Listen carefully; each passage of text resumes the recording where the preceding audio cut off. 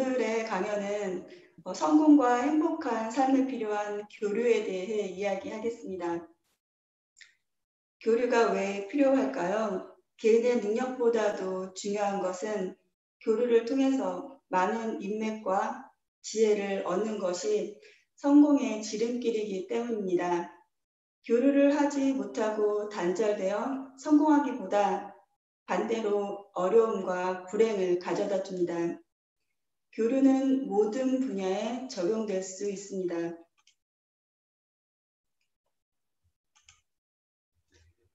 교류를 하지 못하고 단절돼서 가져다주는 불행이 있는데요.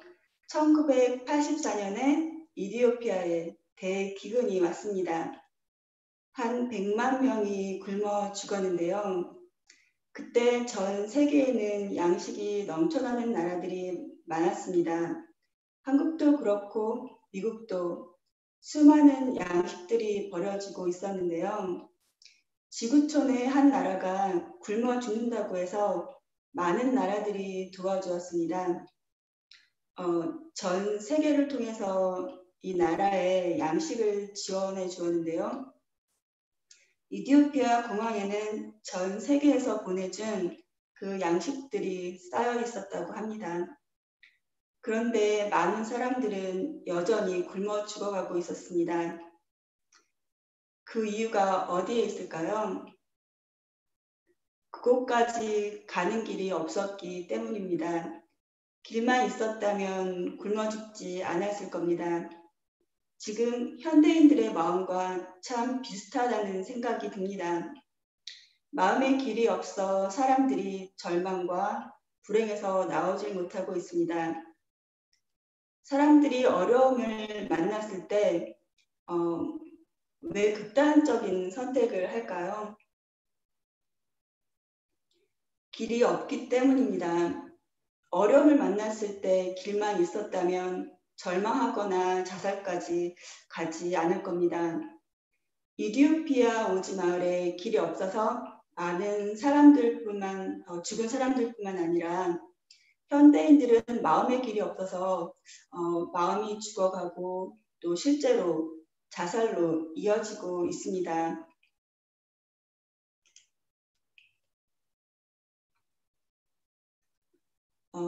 외부와 단절되어 있는 현대인들의 마음 때문인데요. 아프리카 오지 마을이 단절되어 있어 양식을 받을 수 없는 것처럼 발전도 없고 변화도 없는데 사람들의 마음이 단절되어 있는 현대인들은 다른 사람의 마음을 받지 못해 발전도 없고 또 변화도 없습니다. 더 사는 데 의미가 없다고 생각해 버립니다. 그래서 소망이 없어 극단적인 선택을 하고 계속해서 자살하는 사람들이 늘어가고 있습니다. 만약 교류만 되고 마음의 길만 생긴다면 얼마든지 행복하게 살 수 있는 길이 있습니다.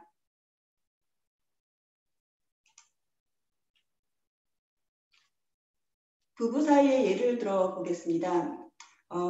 요즘 많은 부부 사이가 단절되어 있는데요. 왜 단절되냐면 각자 마음에 어떤 상이 있어요. 결혼하고 나면 실제 현실의 남편과 내 마음속의 남편이 너무 다른 겁니다. 그래서 상대를 내 이상형대로 바꾸려고 하면서 삶의 갈등이 일어납니다. 부부가 교류가 되고 행복해지려면 내 마음에 있는 상을 깨트려야 합니다. 내 눈앞에 있는 상대를 바꾸려고 하는 것보다 내 마음에 있는 이상형을 먼저 깨트려 보세요. 내 마음에 있는 기준, 이상형을 버리면 내 눈앞에 있는 배우자를 받아들이게 되고 행복이 시작됩니다.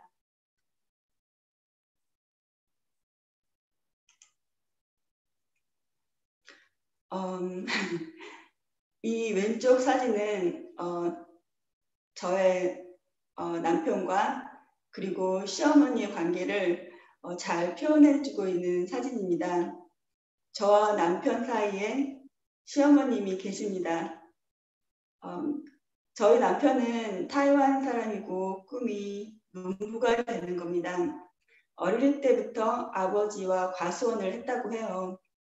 꿈 이야기를 결혼 전에 들었을 땐 뭐 그래 은퇴 후에 작은 텃밭하면 좋지라고 생각을 했죠. 그런데 지금 뒷마당에는 많은 종류의 닭들과 병아리 그리고 온갖 물고기, 지렁이들이 키우고 있는데요. 음식을 할 때는 필요한 계란과 메추리알을 뒷마당에서 남편이 가져다 줍니다. 오이, 가지, 토마토, 호박, 상추, 고추, 콩까지. 사실 저는 먹을 때만 좋습니다. 그냥 마켓에서 사 먹으면 되지. 뭐 이런 수고를 하는 건지 알 수는 없지만 이제는 야채들을 가꾸는 것도 삶의 즐거움이 됐습니다. 저는 집안에 먼지라도 있으면 바로 청소를 해야 되는데요. 남편이 동물들과 흙과 사는 사람이어서 남편이 지나간 자리에는 흙과 지푸라기들이 쌓여서 저를 화나게 합니다. 처음에는 많이 다퉜죠. 남편을 고쳐보려고 했고 그러나 지금은 포기했습니다. 제가 청소를 좀 자주 합니다. 그리고 집안의 어떤 장소는 남편이 자기 영역 표시를 했구나 하고 기쁘게 인정하고 포기합니다. 문화도 다르고 삶의 습관도 다르고 저는 결국 이런 사람하고 이렇게는 정말 못 살겠다. 제 남편도 역시 도저히 못 살겠다고 하더군요. 10년은 심하게 갈등했는데요. 문제는 시어머니를 모시고 살면서 더욱 심해졌습니다. 남편은 시어머니의 불합리한 그 어떤 것도 다 묵묵히 받아들였는데요. 전 도저히 이해할 수 없었고 그 때문에 그때마다 남편은 무조건 시어머니 편이었습니다. 어느 날 남편이 하는 말이 어머니가 이혼하라고 하면 이혼한다. 세상에는 어머니는 단 한 분이고 여자는 많다라고 하면서 이혼하려면 지금 법원에 당장 가자고 해서 저도 단단히 따라 나섰는데요.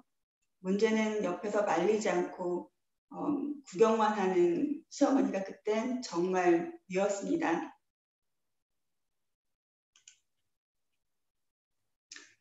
저로서는 해결할 수 없는 문제들로 멘토되는 분들께 많은 상담을 했습니다. 그래서 내가 갖고 있는 상을 버리고 상대를 받아들이게 됐고 내 남편에게만 있는 좋은 점들을 하나씩 발견하게 됐습니다. 내가 생각하는 남편, 시어머니에 대한 상, 그리고 자존심을 버리고 받아들였을 때 여러 가지 문제와 어려움들은 지나갔습니다. 문제와 어려움을 피하지 않고 부딪힐 때도 있고 때론 희생하며 시간들을 지내면서 서로가 자신의 잘못된 부분들을 보게 되고 그러면서 서로에게 고마워하고 또 이해하게 되고 관계가 좋아졌습니다. 지금은 시어머님을 모시고 살면서 남편과 연애하듯 살고 있는데요. 내게 없는 지혜를 다른 사람들로부터 받고 마음의 세계를 조금씩 이해하게 되면서 예전에 없었던 행복한 삶을 살고 있습니다.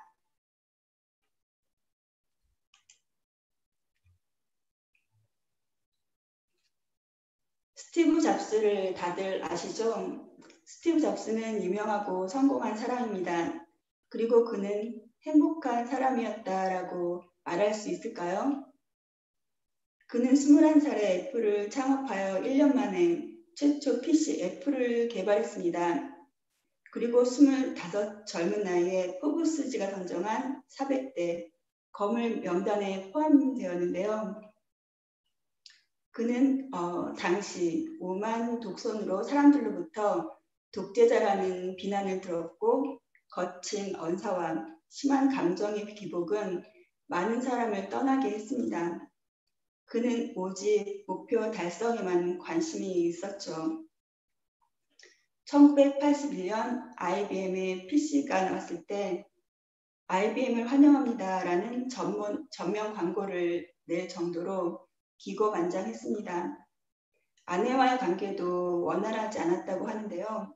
결혼하고 얼마 안 돼 아내와 별거를 했고 어느 날 아내가 사무실로 찾아와 아이 양육비를 요구했는데 스티브 잡스는 이렇게 말했다고 해요. 이 아이가 내 딸인 줄 어떻게 아느냐? 미국 남자의 25%가 이 아이의 아빠가 될 확률이 있다며 상처 주는 이야기를 했습니다. 이 기사가 잡지에 실렸는데 나중에 딸이 그 기사를 보게 되었고 아빠에게 따졌다고 합니다. 스티브 잡스는 사람들에게 자주 상처 주는 말을 했는데요. 그가 워낙 뛰어났기 때문에 자만심으로 인한 교류의 단절이라고 할 수 있습니다. 그는 세계적으로 뛰어난 사람인 것만은 분명합니다. 스티브 잡스가 추장암으로 죽기 직전 병원에 있을 때 그가 남긴 말이 있습니다. 만약 내가 삶을 다시 한번 살 수 있다면 배고프지 않을 만큼의 약간의 돈과 내 주변 사람들과 마음을 나누며 사랑하고 살고 싶다는 말을 남겼습니다.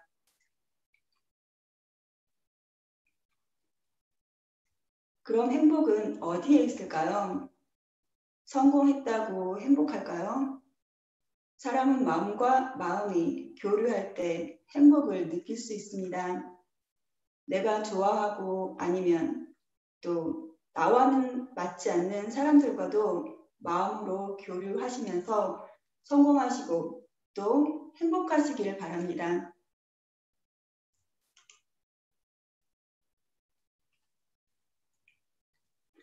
오른쪽의 사진은 노파와 여인의 그림입니다. 여러분 두 얼굴이 보이시나요? 노파와 여인이 한 이 얼굴에 다 이렇게 공존을 하는데요.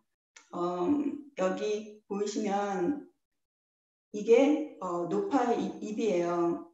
그리고 노파의 턱, 노파의 코, 노파의 눈이 여기 있죠. 그리고 또 다른 아리따운 여인의 얼굴이 있는데요. 여기 여인의 얼굴이 이렇게 있습니다. 이거는 아리따운 여인의 목이고요. 보이시나요? 네. 한 얼굴에 아리따운 여인의 얼굴과 마귀 할멈 같은 노파의 얼굴이 같이 공존하죠.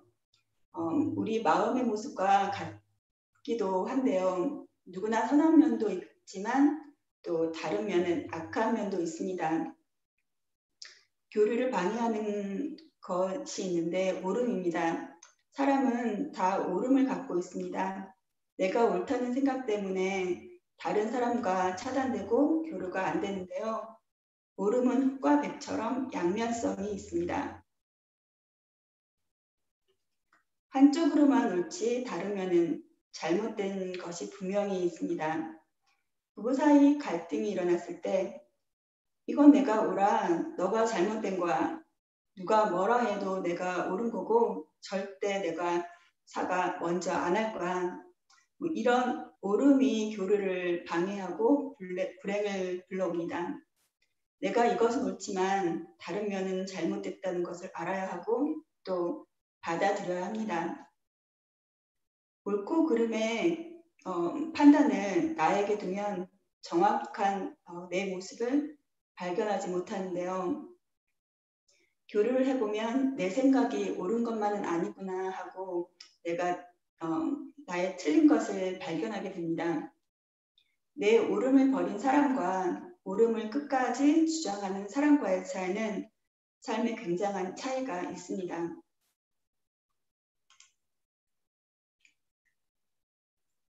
역사를 보면 일본과 영국의 공통점이 있습니다. 지리적으로 섬나라이고 교류가 되지 않아 많은 부분에 뒤떨어졌었는데 부족하기 때문에 문을 열고 대륙의 우수한 것들을 받아들이려고 노력했습니다. 일본은 자신보다 뛰어난 사람 앞에서는 마음에 무릎을 꿇고 배울 마음의 자세를 가집니다.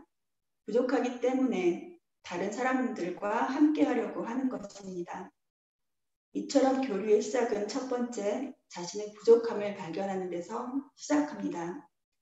내가 좀 뛰어나고 잘났다고 생각하는 사람들은 자만해져서 다른 사람들과 교류가 단절됩니다.